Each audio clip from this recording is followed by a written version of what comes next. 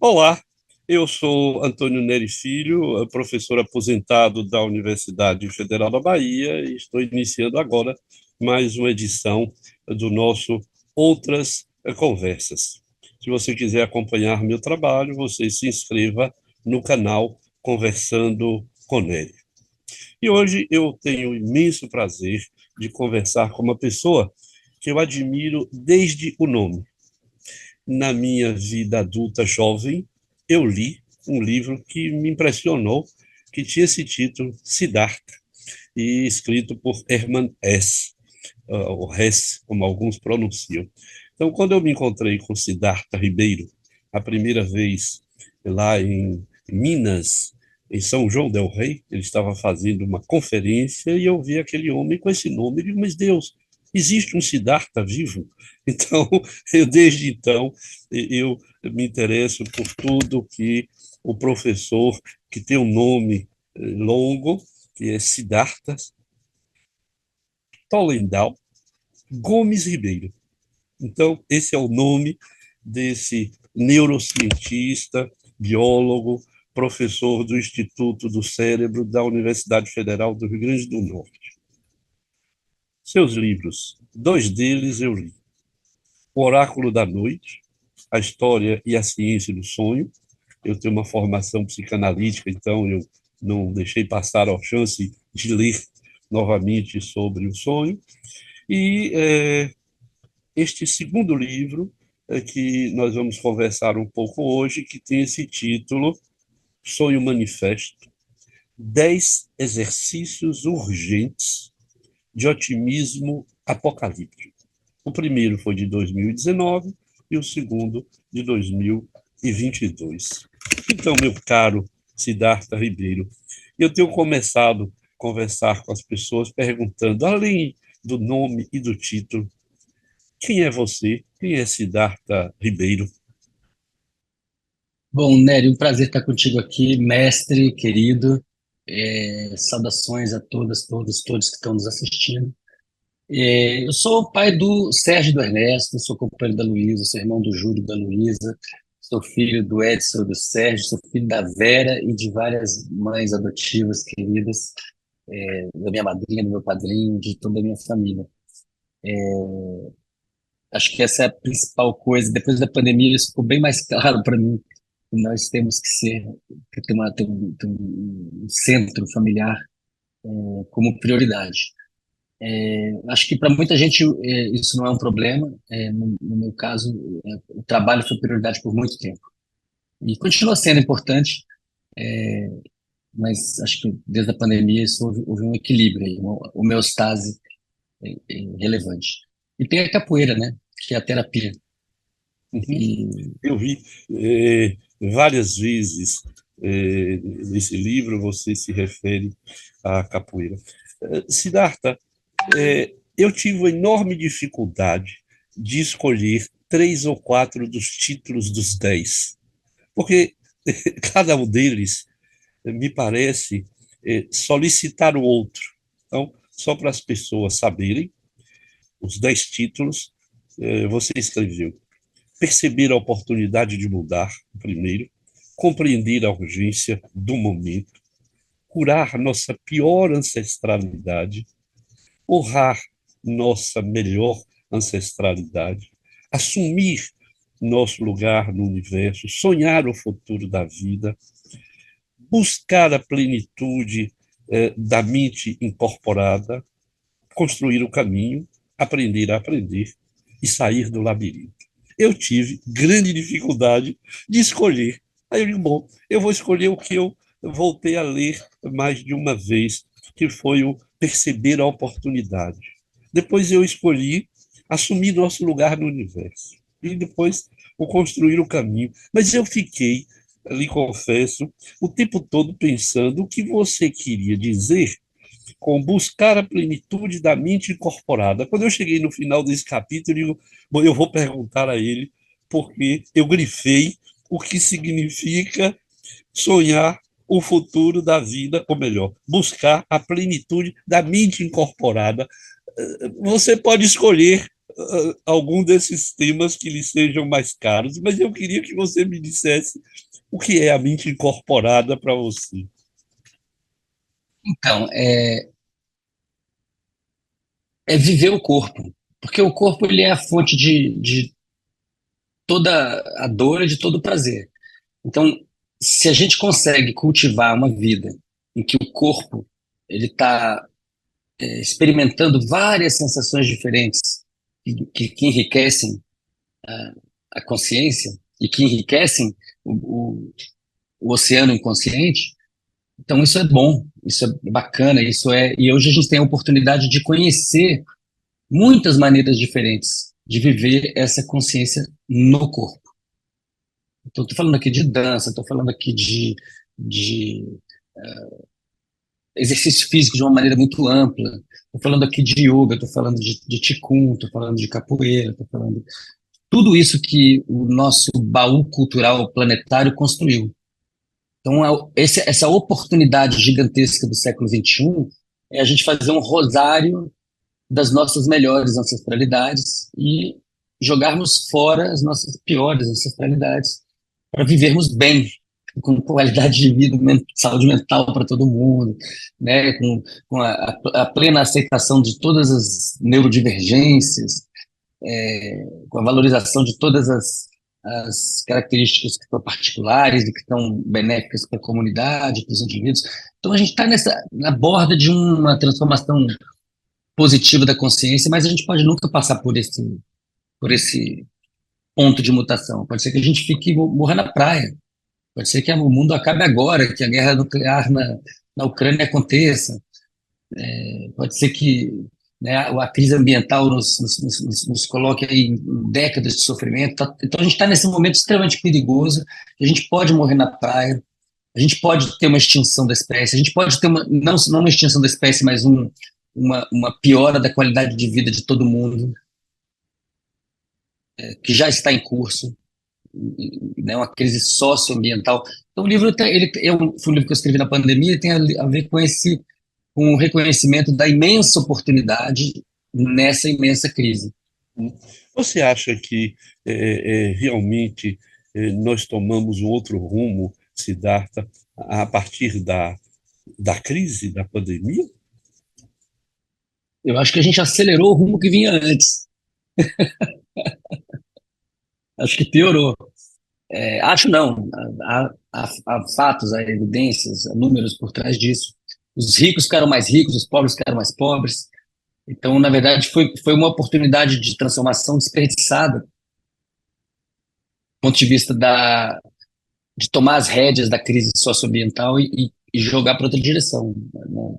Se os ricos simplesmente pagassem impostos, é isso. Se os muito ricos simplesmente pagassem impostos, e esses impostos fossem utilizados em prol da comunidade, em prol do bem comum, a gente estaria provavelmente fora de perigo há muito tempo. Então, o livro é um chamado a uma tomada de consciência. E também na compreensão de que a gente está falando aqui de 3 mil bilionários que não pagam impostos. Então, são 3 mil pessoas que podem e devem pensar melhor, que podem e devem conversar com todo mundo. A ideia de que essas pessoas vão ser destronadas por uma rebelião, uma Marselhesa tocando ao fundo, ela é uma ideia ingênua, não só porque o poder dessas pessoas é muito alto, o poder, né, da grana e o poder, e tudo que vem com isso é muito grande, mas porque mesmo que elas fossem substituídas, outras viriam em seu lugar para fazer o mesmo. Então a discussão é sobre tomada de consciência. E eu faço esse argumento de que mesmo lá entre os 3 mil bilionários do planeta, tem muito sofrimento, tem muita doença mental, tem muito adoecimento mental. Por quê? Porque a sociedade constrói a doença mental. Em grande medida, existe uma predisposição genética para certas condições? Sim, existe, mas é a sociedade que transforma isso em doença. E que etiqueta as pessoas. Eu acho interessante você dizer que escreveu esse livro durante a pandemia, porque o primeiro capítulo é perceber a oportunidade.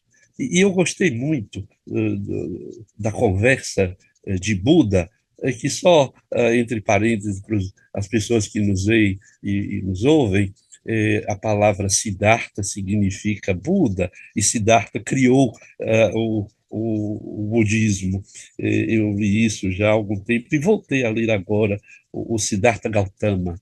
E você começa contando a história daquele homem que matou 999 pessoas, ia matar a milésima, era sua mãe, ele não mata, encontra Buda, e Buda não para, segundo a história, continua andando e, enfim, quando eles dialogam, que é isso que eu queria que você pudesse nos falar um pouco, é que você trata aí da oportunidade de transformar, de perceber.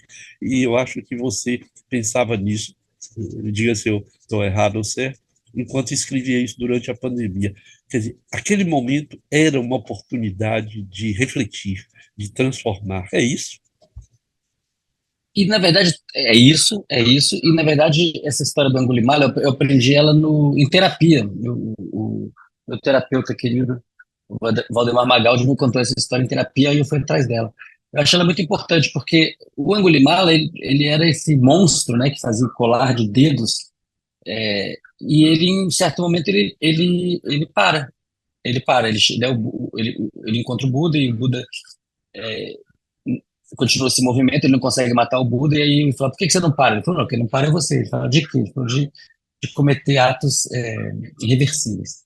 Então, qualquer instante é bom para você parar de cometer atos danosos e irreversíveis.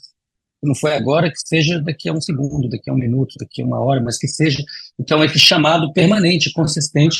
E aí o Angulimala faz ele se ilumina, fala, então tá bom, não mato mais ninguém, parei com isso, tal, vou interromper essa prática nefasta. E aí as pessoas ficam super desconfiadas dele, ele se arrependeu, mas será que ele realmente se arrependeu e tal? E o Buda fala, não, ele não vai mais fazer isso, protege ele, né, para ele poder se reinserir socialmente.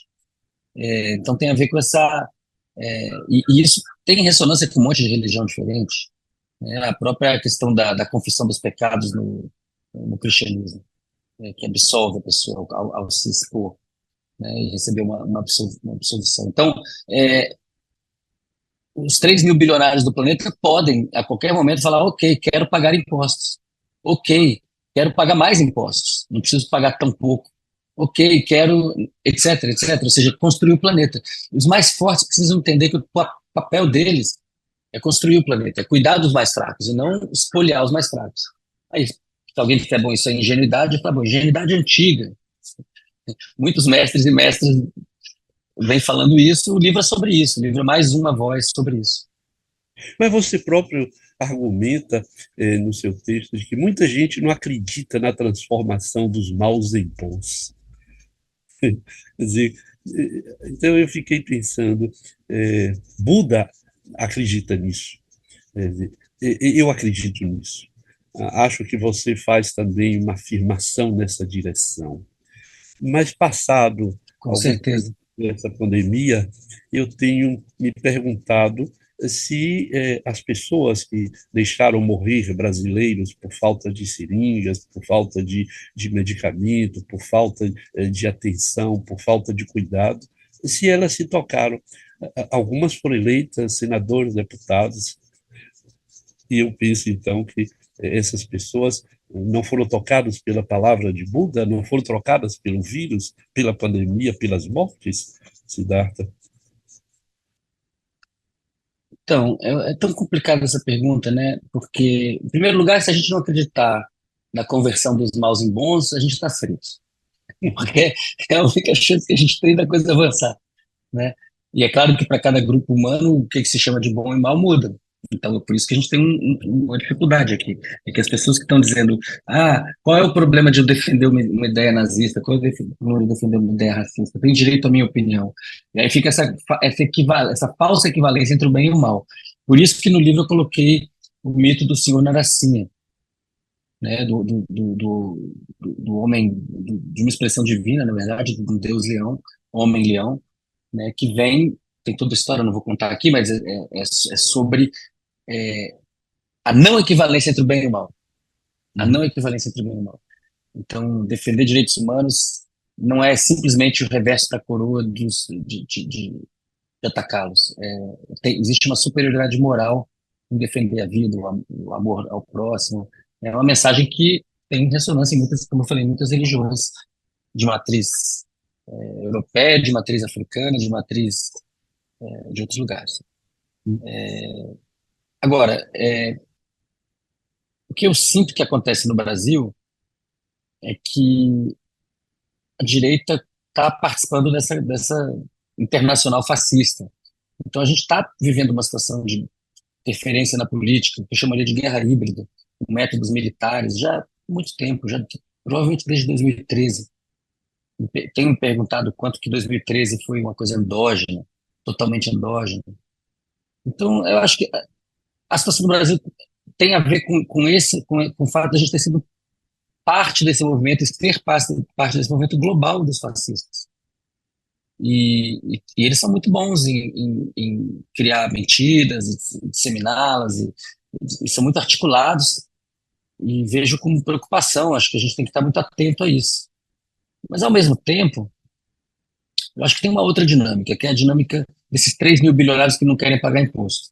E existem avanços sendo feitos nessa direção. Né? Existe uma concertação global, né, da qual o Brasil participa através do ministro Haddad. O Biden está envolvido nisso, que é dos ricos pagarem 15% de imposto no planeta inteiro sem paraíso fiscal. Só isso, né, ele vai ser, se isso for feito e os impostos forem gastos como vem sendo gastos, como foram gastos nas últimas décadas, vai haver muita grana para melhorar a infraestrutura, para reflorestar, para não ter enchente, para sair de uma agricultura que devasta para uma agricultura que regenera. Tem uma transformação que envolve ciência, que envolve saberes tradicionais, que envolve tratar a terra com respeito. Deve ser feita, ela pode ser feita.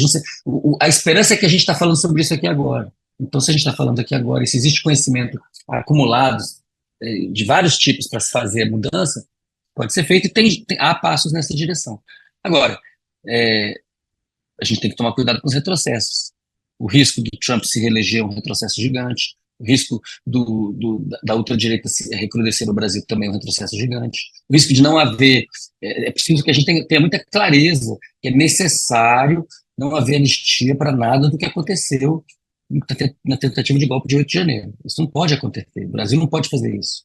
Né? Seria uma enorme burrice histórica. Então isso tem que ser levado até o final. Responsabilização de todo mundo que participou daquilo ali, em todos os níveis.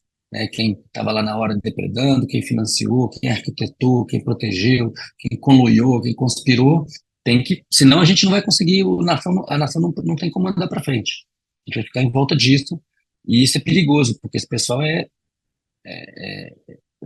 é o pior que pode ter. Então o Brasil tem que ter muita clareza disso.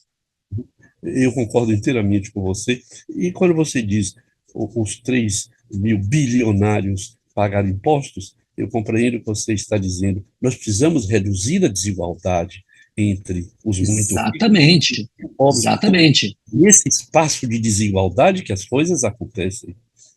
A desigualdade explodiu nas últimas décadas e ela é um crescimento exponencial. Então, quanto mais tempo passa, pior fica. Está acelerando. Né? E isso precisa ser... Esse dinheiro tem que ser redistribuído. Qual é que é a forma de distribuir o dinheiro? Através do Estado. O Estado é importante. Se tirar o Estado, o povo está frito. Então, o Estado tem que distribuir e criar condições. Transporte público de boa qualidade, gratuito, escola de boa qualidade, hospital de boa qualidade. Tudo isso pode e deve acontecer. Por que não vai acontecer?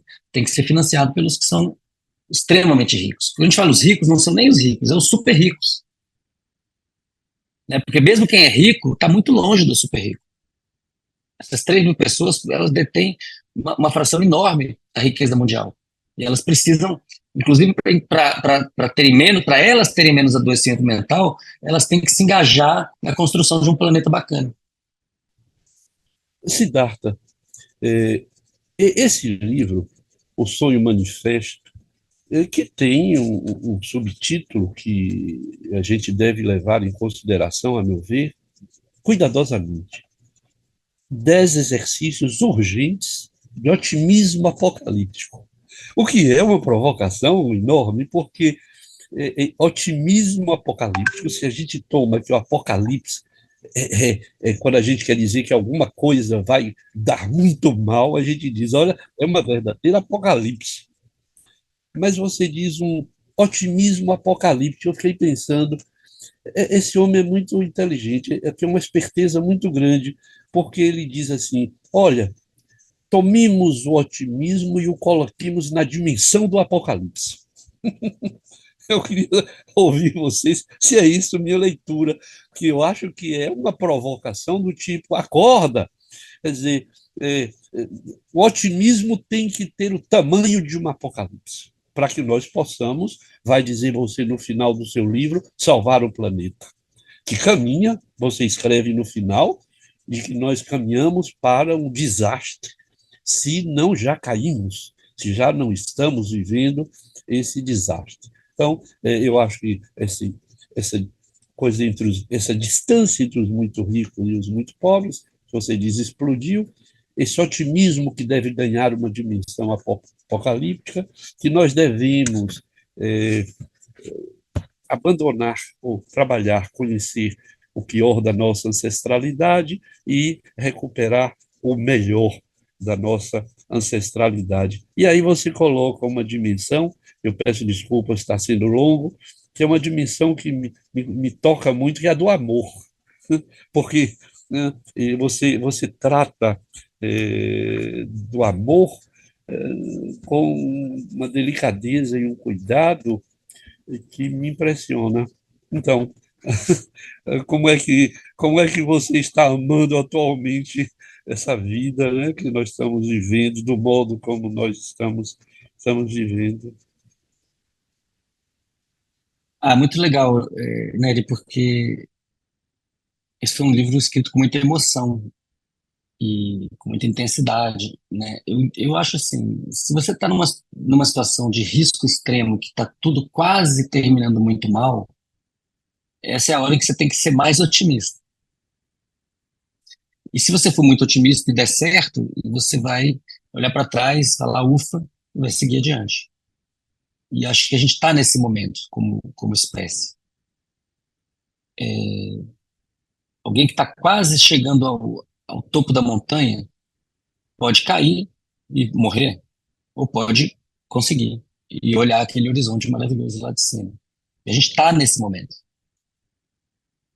Alguém que está na crista de um tsunami, que vai quebrar, que vai estourar, pode despencar lá de cima, pode conseguir deixar essa onda passar, estabilizar e até surfar próximo. Então a gente tem que ter uma sabedoria como espécie, e essa sabedoria é antiga. Ela diz respeito a como é que a gente se junta para poder sobreviver.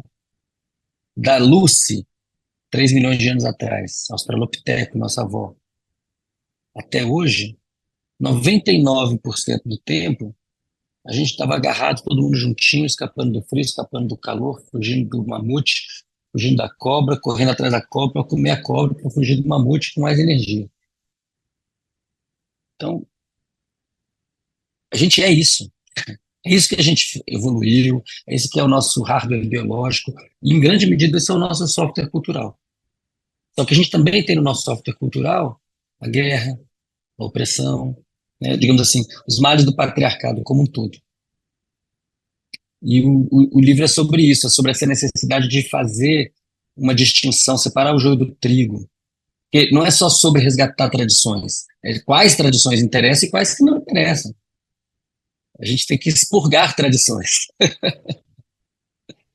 Né? A tortura é tradicionalíssima, né, na espécie humana.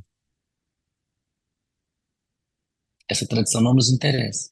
Então, e aí o Buda tem a ver com isso, né? Porque o Buda tem essa positividade, mas também tem uma neutralidade, uma sobriedade, porque você tem a questão da alteridade. Se você for falar, não, então agora os bons são só os meus, aí todo mundo tem que encaixar nessa caixinha aí é o contrário, é o tirano.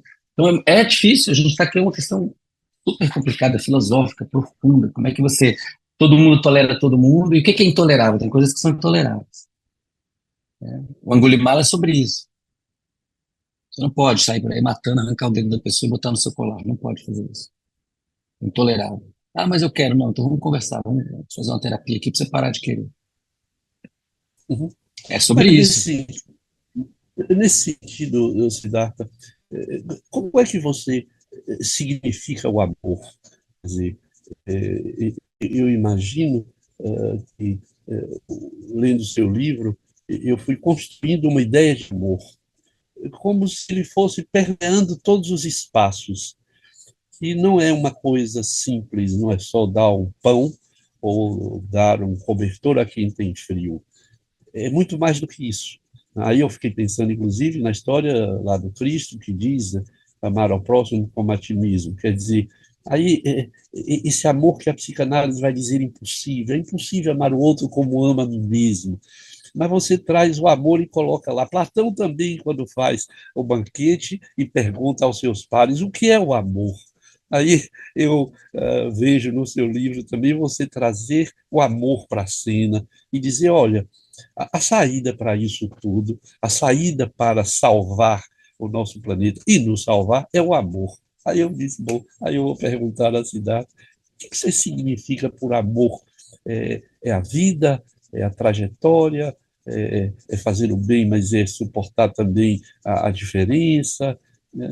Queria lhe provocar um pouco a voltar à sua O, própria afirmação do amor. é, o livro trabalha uma dualidade um pouco didática, e eu falo que ela é didática, aviso, tal, que é a dualidade entre o prazer que a dopamina proporciona e o prazer que a serotonina proporciona. E isso é didático, porque elas interagem, tem um monte de outras substâncias ocitocina também, e na verdade você não vai reduzir o prazer a nada disso, o prazer é outra coisa. Mas, é interessante pelo seguinte, uma série de experiências na vida, que são experiências de insaciabilidade, em que a pessoa busca alcançar uma plenitude que não chega nunca. Isso tá, eu acho que assim, tá muito bem expresso naquilo que o Davi Copenau chama de doença da mercadoria. Então, todo mundo que faz parte do mundo capitalista, praticamente está todo mundo adoecido de um consumismo exagerado. Então a pessoa ela busca satisfação em objetos, adquire objeto e na hora que ela tem objeto, geralmente ela não fica em plenitude, ao contrário, ela rapidamente se esvazia e vai para outra.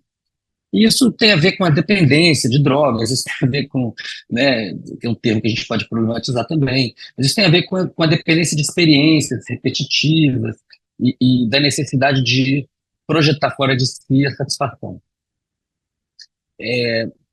Tem uma outra via, que é a via da serotonina, e, enfim, feitas todas as escusas pela simplificação farmacológica, que é uma via que tem a ver com a produção do axé, com a produção da energia vital, né, que você pode obter numa roda de capoeira, numa roda de samba de roda, numa ukulele, ou tocando um banjo, tomando uns tragos, lá no Rio Grande do Sul. Ou seja, em qualquer situação em que você consiga gerar um mínimo de relação humana e de expressão, né, aí indo mais para uma linha junguiana, assim, de expressão da libido na criatividade e tal, e inclusive na libido sexual, mas não apenas. Aí a pessoa que está lá naquela merda total, ela consegue uma centelha de esperança, ela consegue uma centelha de acolhimento. Né? Se não tivesse esses momentos, ninguém aguentava as enchentes, ninguém aguentava as guerras. Pessoas têm, na hora que podem, se estão em confiança, se estão entre pessoas que querem o bem umas das outras, de fato, não desprotegidas, elas vão produzir esse axé, orando juntas, através da poesia, dançando, jogando, tem tantas infinitas maneiras, talvez, de fazer isso. E, e esse tipo de prazer, ele não gera aquela, aquele, aquela sensação de vazio permanente que precisa ser preenchido. Ele produz uma coisa muito mais plena, muito mais tranquila, muito mais suave, que tem tudo a ver com o estar em família em segurança, estar entre amigos em segurança, estar com pessoas que vão te proteger em qualquer circunstância. Quem não tem isso passa muito mal pela vida. Quem tem isso passa muito bem pela vida.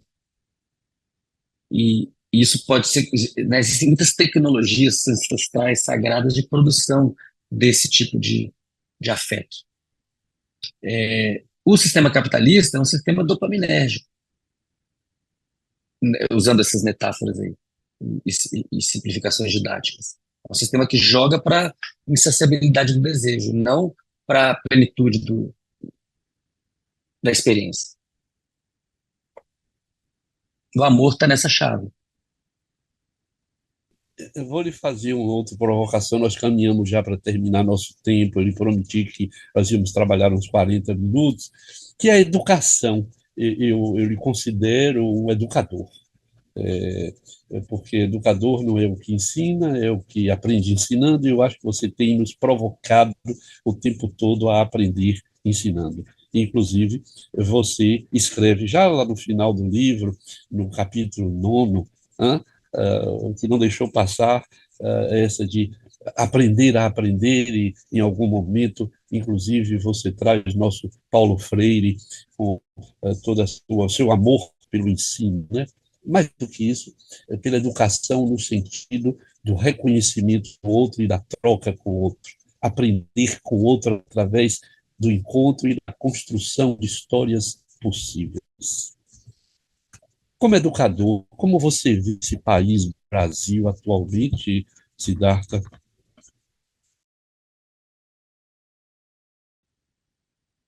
Nery, eu acho assim, a gente precisa de uma revolução educacional. A gente precisa de escola de tempo integral, a gente precisa de professora bem paga, a gente precisa de gente muito motivada, até porque os próximos anos vão ser muito difíceis para o mundo do emprego. Os empregos vão ser devastados pela chegada da inteligência artificial e dos robôs. Isso está acontecendo. Nos Estados Unidos já tem carros circulando que são táxis sem motorista. Isso vai chegar com muita força e as escolas têm que estar muito fortes para aguentar. Algumas instituições são as nossas nossos pilares. A escola é uma delas. Então, a escola tem que ser fortalecida. E, de alguma maneira, a gente tem que dar um jeito de fazer desse limão uma limonada. Existe um aumento gigante da desigualdade, não apenas de bens materiais, que a gente já falou antes, mas de bens imateriais. Então, aquilo que se aprende na escola, por exemplo, esse repertório de conhecimentos que são ofertados na escola, ele já é profundamente desigual entre as classes sociais, entre os países. Quando a pandemia chegou, as escolas mais caras de São Paulo e Rio de Janeiro estavam funcionando online em 5 dias, em 3 dias, em alguns casos no mesmo dia. As escolas municipais de muitos lugares do Brasil não estavam funcionando um ano e meio depois, com estaduais. Então, existe já essa desigualdade enorme, né? Mesmo que não existisse, mesmo que todo mundo fosse para a mesma escola, que a escola fosse igual, do pobre, do rico, do branco, do preto, da mulher, do homem, todo mundo tivesse a mesma escola, para ao menos criar uma igualdade de oportunidades, ou uma semelhança de igualdade de oportunidades, porque as pessoas são muito diferentes entre si e podem aproveitar essas oportunidades de maneira diferente. Mas mesmo assim, vamos supor que houvesse uma escola igual para todo mundo, que fosse boa, fosse hoje boa como uma boa escola pública no Ceará ou em Pernambuco. São dois lugares em que as escolas públicas têm algumas ido muito bem. Ainda assim, nossos jovens estariam tendo acesso, no início da idade adulta, à física que vai só até o século XIX, biologia que vai só até meados do século XX, a química que também não arranha o século XX direito, mais para o século XIX, início do XX, né? Até 1920. O que isso quer dizer? Isso quer dizer que existe uma explosão da desigualdade de conhecimento no mundo. Porque em cada uma das áreas do saber, a quantidade de informação nova sendo produzida diariamente hoje é brutal. A velocidade de atualização da biologia, da química, da física, da história, da antropologia, da arqueologia, da psicologia é brutal. É muito acelerado. Então, a massa da população ela está ficando aqui e os especialistas estão fazendo isso. Que é exatamente o que está acontecendo em termos econômicos. A massa da população está aqui e os bilionários estão fazendo isso. Então estão se criando duas minorias muito, muito poderosas, os super ricos e os super bem informados. Isso não vai dar boa coisa. A gente precisa redistribuir. Da mesma maneira que a gente tem que distribuir as riquezas materiais através de impostos na verdade, de uma renda básica universal, aquilo que o Suplicy vem defendendo é a resposta certa diante da invasão dos robôs. Já que eles vão tomar todos os empregos, então vamos todos nos livrar dos empregos. Todo mundo vai ter uma renda básica universal, dá para viver bem. E aí o que a gente faz com isso? O que a gente faz com isso, a gente precisa estudar bem. Então, o meu negócio é clarinete, não, o meu negócio é Platão, não, o meu negócio Franz Fanon. Então, vai estudar isso, vai trabalhar com isso, boas universidades, boas escolas, para que a gente possa começar a ter uma cidadania de saberes, não só no âmbito científico, mas nos saberes tradicionais. Então, que uma pessoa possa chegar no final do ensino médio, né, muito bem formada em percussão afro-brasileira, muito bem formada em dança afro-brasileira, muito bem formada em matemática, em cálculo integral, em álgebra linear, coisas que hoje acontecem na universidade, mas que poderiam acontecer já no ensino médio se nós tivéssemos um ensino melhor, mais que inclusive fizesse uso do que aprendemos nos últimos anos sobre aprendizado. Por isso que se chama aprender sobre aprender. Aprender a aprender. Então, por exemplo, para dar um exemplo simples de uma coisa que a gente faz aqui no Rio Grande do Norte. A gente descobriu que se você faz a gente fez um protocolo para que as crianças deixem de confundir, quando elas estão em alfabetização, o B e o D. O P e o Q. As letras que, quando espelhadas, viram outra letra. O S e o Z. Um erro que todas as crianças fazem, praticamente todas, e que persiste por meses, às vezes anos, e a gente resolveu eliminar ele através de um treinamento multissensorial, e a gente, com 3 semanas, elimina isso, meia hora por dia. Só que se você não coloca uma soneca, um sono, depois desse treinamento, ele é esquecido, e não acontece nada de fato com a leitura da criança. Mas se você consegue fazer o treinamento com a soneca, 4 meses depois, mesmo sem ter treinado mais, elas estão lendo com o dobro da velocidade. A criança que lê com o dobro da velocidade, ela não só vai ter mais prazer no ato da leitura, ela vai poder se manter ligada ao mundo da leitura que está em extinção, está em risco de extinção. E a leitura, evidentemente, vai dar para ela portas para todas as direções. Então, o que a gente precisa de jovens, não como agora está acontecendo, que estão assolados pelas telas, que estão cada vez menos aptos em termos cognitivos, inclusive isso foi medido, né, usando teste de QI, não é a melhor forma de medir, hoje tem muitas formas de medir inteligência, mas de fato detectou uma queda do QI nessa geração pós chegada dos celulares, né, jovens que não sabem mais somar, dividir, multiplicar, está tudo sendo passado para a máquina. A gente precisa do contrário, a gente precisa de usar a máquina para que nossos jovens possam, já na adolescência, saberem muito mais do que sabíamos nós na adolescência. Porque os meios para a obtenção de conhecimento são muito mais amplos. Então a gente tem que olhar para isso aí com um otimismo apocalíptico e falar: as máquinas estão quase tomando o nosso lugar cognitivo, daqui a pouco vão tomar os empregos, e aí seja o que Deus quiser, mas a gente ainda pode dar uma volta nessa situação. Na capoeira a gente fala, escorregar não é cair, é um jeito que o corpo dá. A gente pode dar um jeito de corpo planetário, para que daqui a 10 ou 20 anos, em vez de ter um monte de gente desempregada e que não consegue mais ler um livro pequeno, a gente tem um monte de gente que recebe uma renda básica universal, os robôs estão fazendo o trabalho cada vez melhor, que vão se treinando e fazendo cada vez melhor, e a gente tem escolas cada vez melhores, que as pessoas estão ficando eruditas em muitas coisas diferentes do planeta inteiro, em todo lugar, e usando tudo isso para o bem comum até o momento que os robôs fizerem seu sindicato.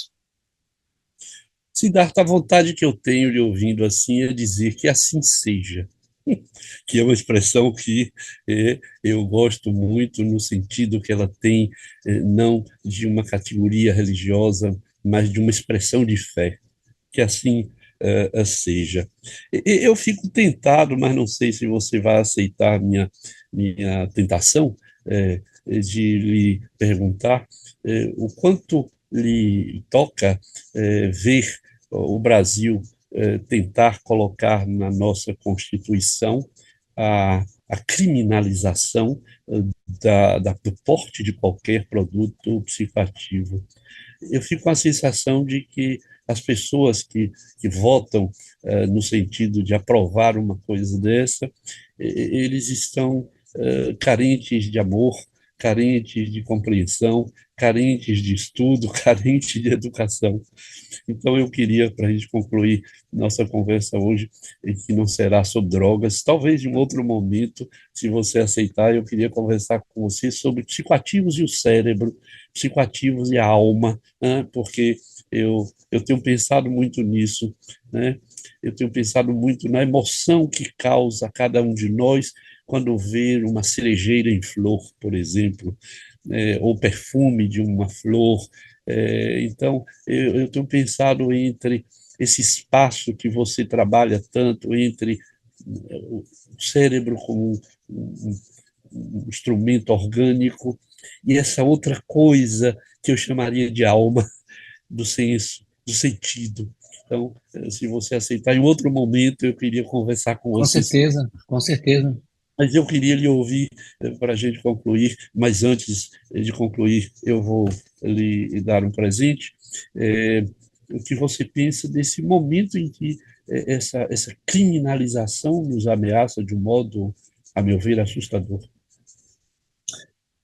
Olha, Nery, a PEC 45, né, essa PEC, famigerada PEC das drogas, é uma reação do Legislativo, em particular do presidente do Senado, do Pacheco, contra o que está em curso no STF, que é a votação daquele recurso extraordinário cujo efeito prático caminha para ser a descriminalização de porte de maconha até um certo valor, até uma certa quantidade.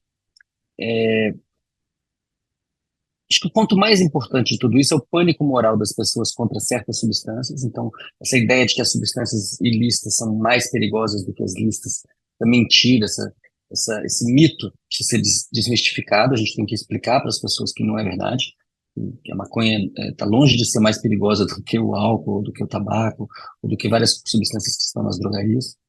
Mas também tem uma questão que é mais difícil, eu acho, até de ser abordada, que é as pessoas reconhecerem o racismo estrutural da proibição de drogas, que é o fato de que quem é encarcerado, perseguido e morto, né, e muitas outras coisas horríveis que eu não vou falar aqui, por causa de drogas no Brasil, são pessoas pretas, pobres, faveladas, quase sempre.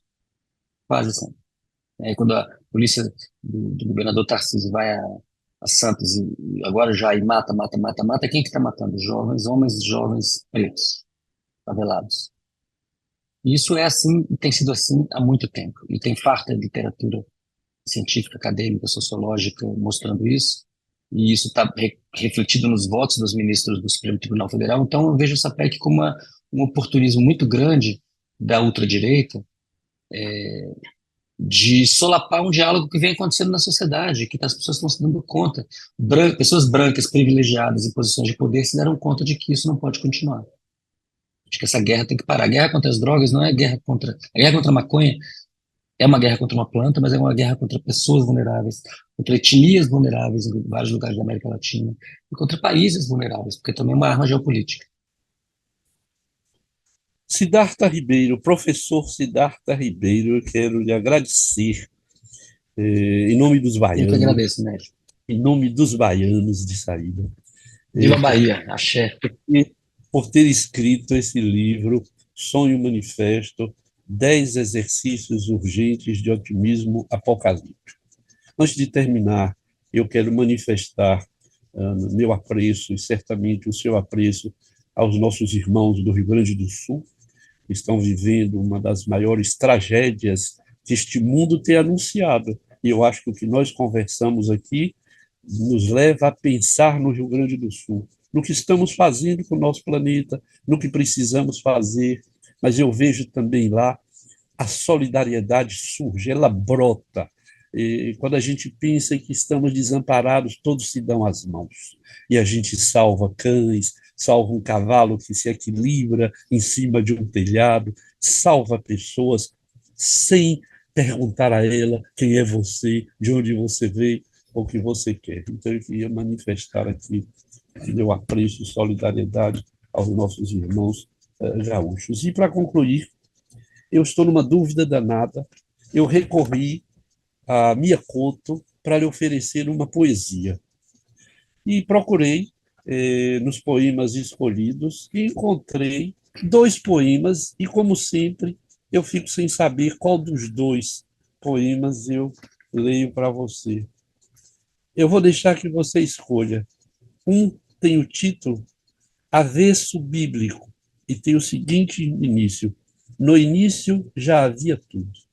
A outra poesia tem outro título, Tardio, e começa: Quando quis ser fruto, fui fome.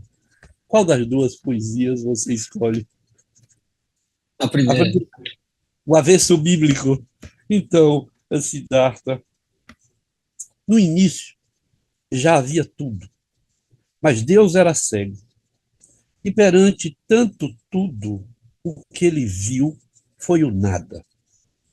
Deus tocou a água e acreditou ter criado o oceano. Tocou o chão e pensou que a terra nascia sob os seus pés. E quando a si mesmo tocou, ele se achou o centro do universo e se julgou divino. Estava criado o homem. Obrigado, Siddhartha, por Maravilha. essa conversa generosa e que eu espero nós possamos ter outros encontros e, como diz o título do meu podcast, outras conversas. Obrigadíssimo. Assim seja, mestre. Um abraço. Obrigado. Isso. Então, se você gostou desta conversa, você pode dar um like e sustentar o nosso trabalho e me acompanhar no YouTube e no Spotify. Então, até a próxima.